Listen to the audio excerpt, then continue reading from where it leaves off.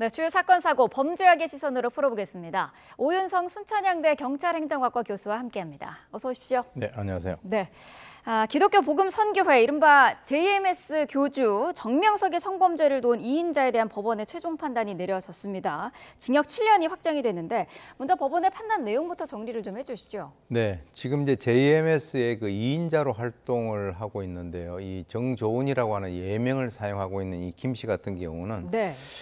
실제로 이제 그 과정에서 이 JMS 교주 정명석 씨의 어떤 그 성범죄 과정에서 여신도들을 뭐 유인을 하는 등 이 성폭력에 가담한 그런 혐의로 준유사 강간 혐의로 실제로 2심에서 징역 7년 그리고 성폭력 치료 프로그램 이수 명령 80시간, 네. 취업 제한 그 10년 이걸 갖다 선고 받았는데요.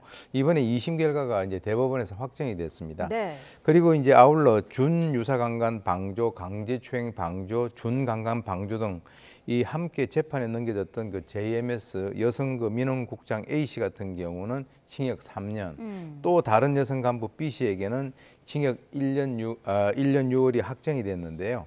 이번에 이제 대법원이 원심 판결을 확정을 하면서 원심 유죄 판단에 대해서 이렇게 얘기했습니다. 논리와 경험의 법칙을 위반해서 자유심정주의 한계를 벗어나거나 증거의 증거 능력 및 준유사 강간죄의 성립에 관한 법리를 오해해서 영향을 미친 잘못이 없다라고 판시를 했습니다. 네, 그렇군요.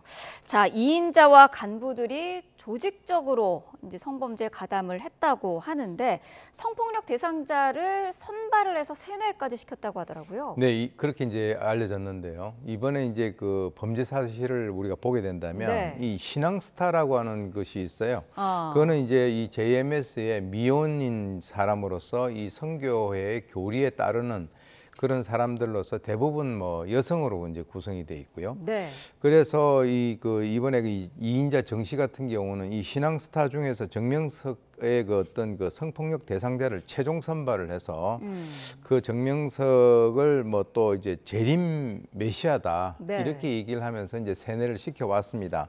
예를 들어서 지난 2018년 3, 4월 사이에 홍콩 국적의 여신도 이 메이플 씨라고 이제 그 이번에 알려진 사람이 있는데 네.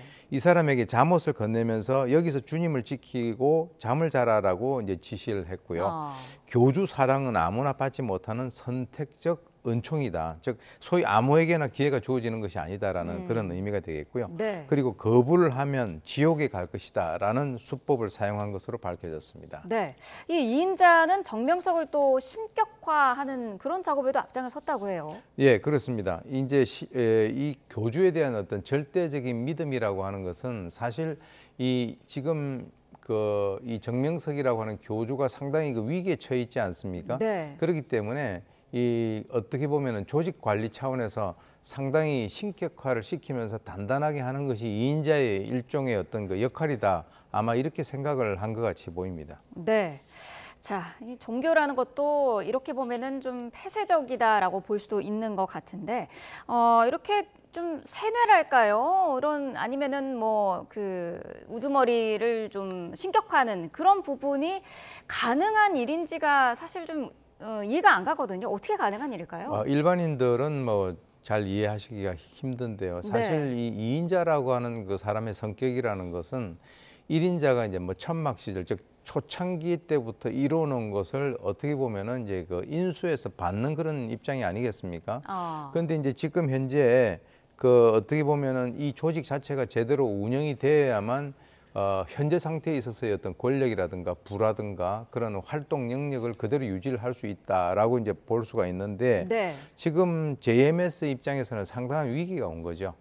상당한 위기가 왔는데 어떻게든 이걸 잘 이끌고 나가서 이제 단도리를 해야 되겠다라고 했는데 이번에 2인자에 대해서 이런 어떤 그 대법원의 판결이 나오지 않았습니까? 네. 그런데 실제로 이것이 완전한 세뇌라고 하는 것은 이 인간과 이 신을 완전히 동격화함으로써 그 사람이 어떤 행동을 한다 하더라도 그것에 대해서는 일말의 의심도 품지를 못할 수 있도록 이렇게 세뇌를 시키는 것인데요. 이것은 이제 우리가 통상 뭐 얘기하는 이 마슬로의 인간 욕구 5단계 1단계에서부터 5단계를 전부 다 망라한다라고 봅니다. 네. 왜냐하면은 뭐 안전의 욕구라든가 소속의 욕구라든가 존경의 욕구라든가 마지막 단계인 자아 실현의 욕구까지도 이런 활동을 통해서 가능하다라고 이제 볼 수 있는데요. 좀 더 이제 구체적으로 내면의 심리를 보게 된다면 네. 크게 나눠서 두 개입니다. 다른 사람은 그렇게 하지 못하는데 믿음으로써 다음 생을 보장받는다라고 하는 이 차별화, 네. 즉 천국이죠. 그리고 만약에 이걸 거부하게 된다면 보호받지 못할 것이다라고 하는 그 두려움, 네. 그것은 이제 지옥이죠. 이 두 가지의 어떤 심리를 가지고 세뇌를 시키는 것으로 그렇게 알고 있습니다. 네, 세뇌를 받았습니다마는 문제가 있다는 것을 좀 인식을 한 그런 피해자들도 있는데 그럼에도 불구하고 이런 상황에서 벗어나는 게 쉽지 않았다고 하더라고요. 예, 그게 왜 그러냐면은 실제로 이제 만약 여기서 본인들이 벗어나려고 하는 그 어떤 시도를 하게 되면 이미 이제 보통 일반인들은 거기서 떨어져 나와 있기 때문에 네. 상당히 객관적으로 볼 수 있는 그런 어떤 시각이 될 수 있지 않습니까? 네. 그런데 일단 거기에다 몸을 담그고 나면 그 주위에 있는 모든 사람들이 그것을 어떤 분위기로 가기 때문에 그 분위기에서 이렇게 쉽게 발을 뺀다라고 하는 것은 현실적으로 상당히 쉽지 않은 그런 판단이라고 봅니다. 네. 자, 이인자와 간부들에 대해서는 어쨌든 그 대법의 판단이 내려졌고요. 정명석에 대한 재판은 지금 대법원으로 넘어간 상태입니다. 1심에 이어서 2심에서 약간 좀 감형이 된 그런 상태인데 그럼에도 불구하고 2심형이 유지됐을 때 출소를 하면 나이가 100세 가까이 된다고 하더라고요. 예, 지금 이제 1심에서는 징역 23년을 받았죠. 네. 지금 이제 알려져 있기로는 이 정명석 씨 같은 경우는 금년에 79이라고 알려져 있는데 그렇게 네. 따지면은 1심 결과에 의하면 만기 출소가 101살이라고요.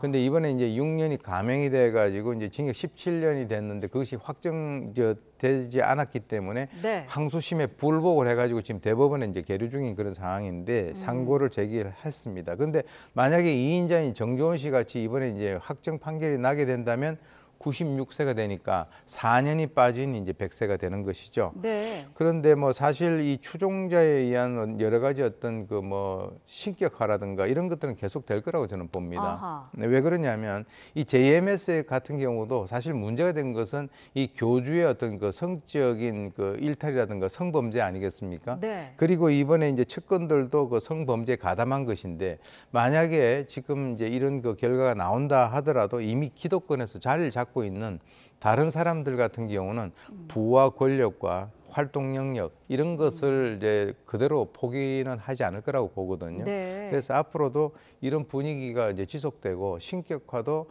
일정 기간은 지속될 것으로 그렇게 봅니다. 네, 정명석에 대한 대법의 판단은 지켜봐야 될 것 같습니다. 다음 사건으로 넘어가 보도록 하겠습니다. 중학생 4명이 이제 또래를 폭행하고 좀 괴롭힌 사건이 있었는데 보니까 폭행의 정도도 심하고요. 알몸 사진까지 요구를 했다 이런 얘기가 나오더라고요. 네, 요즘에 이제 점차적으로 학교 폭력이 상당히 그 질이 잔혹해지는데요. 이것은 이제 지난해 4월에서 7월까지 인천 지역에 있는 모 중학교에서 학교 폭력이 발생했습니다. 그런데 네. 사실 이게 알려진 것은 피해자의 그 아버지가 SNS에다가 글을 올려가지고 CCTV 사각지대에서 자신의 그 아이를 한 40여 차례 폭행을 했다. 네. 그리고 지속적으로 금품을 갈취하고 하루에도 수십 통의 전화를 해서 이제 협박을 했고요. 그 중에서 아까 말씀하셨던 그 중에서 한 명은 그 SNS에 알몸 사진을 갖다가 요구를 했고 네. 만약에 이제 이걸 확보하고 난 이후에 돈을 보내지 않으면 이걸 갖다가 올리겠다. 그리고 이제 여학생들 앞에서 아이를 갖다 무릎을 꿇게 하는 등의 여러 가지 어떤 그 행위에 대해서 지금 이제 그 인천 논현경찰서가 이 사건에 대해서 수사를 하고 있는 중입니다. 네, 학교 측에서의 처분도 나왔었습니다만은 이게 손방망이였습니다. 학폭위의 처분이 좀 부족하지 않나 이런 지적이 계속 나오고 있거든요. 네, 이제 형사처벌하고는 별개로 지금 네. 이제 담당 교육청에서는 이 사건에 대해서 그 학교폭력대책심의위원회를 갖다가 열었습니다. 그래서 네. 이제 징계 절차를 밟았는데 그 아까 앞에서 나와 있던 여러 가지 어떤 그 잔혹한 그런 행위에 비해서는 네. 가해자 4명 중에서 3명은 사회봉사, 아하. 1명은 출석 정지 처분을 받았다라고 해서 피해자의 그 가족들이 상당히 억울해하고 있는 그런 실정입니다. 네. 학교 측의 처분이 이렇게 좀 기대치보다 낮은 거는 어떤 이유가 있을까요? 글쎄요. 지금 이제 그 학교 폭력이 상당히 만연하고 있는데 네. 그 이러한 그 대책위원회에서는 지금 전반적인 그 흐름이 물론 뭐 이거하고 별개로 이제 형사 절차는 진행이 되고 있습니다만 네. 그러나 상당히 솜방망이 처벌이다라고 하는 것이 그 지금까지 알려진 여러 가지 어떤 부작용으로 우리가 볼 수가 있거든요. 네. 그러니까 소위 얘기해서 뭐 크게 내 칼에 피를 묻히지 않겠다라고 하는 그런 어떤 심리가 작용을 하고 있지 않는가라는 생각이 듭니다. 네. 자, 피해자 측이 고소장을 접수를 했고요. 경찰도 일부 혐의가 인정된다라고 이제 판단을 하고 있습니다. 가해자 4명이 지금 모두 촉법소년이기 때문에 또 문제가 되고 있는데 촉법소년이면은 문제가 되면 어떻게 됩니까? 소년부로 넘어가게 되나요? 어떤 네. 과정이 거쳐야 되나요? 지금 이제 뭐 경찰에서도 여러 가지 어떤 그 혐의 중에서 일부는 인정이 된다. 그런데 네. 아까 말씀하신 대로 이 가해자들이 이제 그 10세에서부터 14세까지의 촉법 소년에 해당이 되기 때문에 지금 가정법원의 소년부로 이제 송치를 할 예정입니다. 네. 근데 이제 사실 이제 촉법 소년 같은 경우는 지금 그 보호처분 1호에서 10호까지가 있는데요. 네. 그것을 갖다 벗어나지 못하게 돼 있거든요. 아. 그래서 1호의 그 감호 위탁 같은 경우는 그냥 말은 거창한데 그냥 집에 보내는 겁니다. 이제 보호자가 알아서 좀 잘 이렇게 돌봐라라고 하는 것이고요. 네. 그리고 이제 수강 명령이라든가 사회봉사 명령 같은 것도 이제 뭐 있긴 하지만 실제로 이제 그 보호처분에서 좀 뭔가 그 구체적인 어떤 처벌은 8호, 9호, 10호가 되거든요. 네. 이 8호 같은 경우는 1개월 이내에 소년원에 집어넣는 것이고 아. 9호는 단기 소년원에 이제 집어넣는 것인데 실제로는 그게 6개월밖에 되지 않습니다. 최장.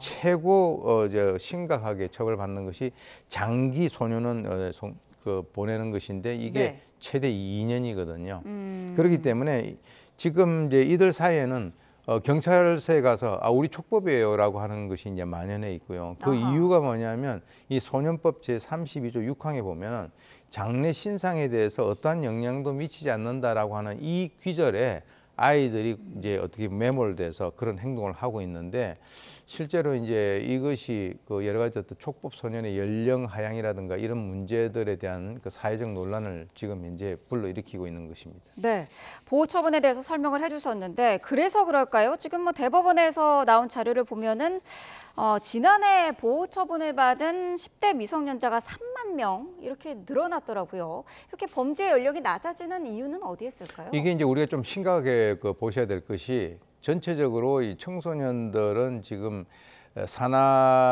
아이들 갖다 많이 낳지 않기 때문에 엄청나게 줄어들어가고 있고요. 네. 학교 같은 경우는 지금 폐교되는 학교도 있는데 이렇게 급증하고 있다라고 하는 것은 이것이 단순히 어떤 그 양적 급증으로 우리가 보는 것은 좀 경계를 해야 됩니다. 이거보다 훨씬 더 많이 이제 그 지금 급증을 하고 있다라고 하는 비율적으로는, 것이고요. 네네. 네. 그리고 이제 질적으로도 상당히 이제 문제가 있는데 네. 저는 개인적으로 이것이 어떤 그 원인이 있느냐라고 한다면 저는 하나를 든다라고 한다면 휴대폰입니다.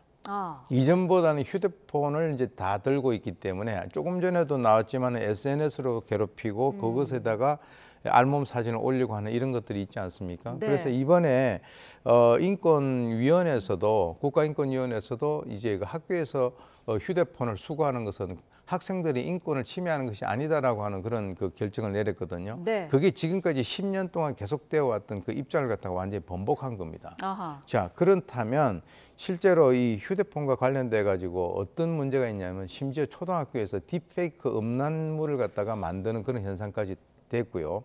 예컨대 이하고 직접적인 관련은 없지만 실제로 이제 군 같은 경우도 병사들에게 휴대폰을 지금 지급하고 있지 않습니까? 네. 근데 이 돈을 갖다가 봉급을 한 200만 원 정도 주고 휴대폰을 지급을 하니까 거기서 나오는 것이 마약 도박이 나오고 있습니다. 네. 거기에다가 군 간부들 같은 경우는 지원을 안 하고 있고요.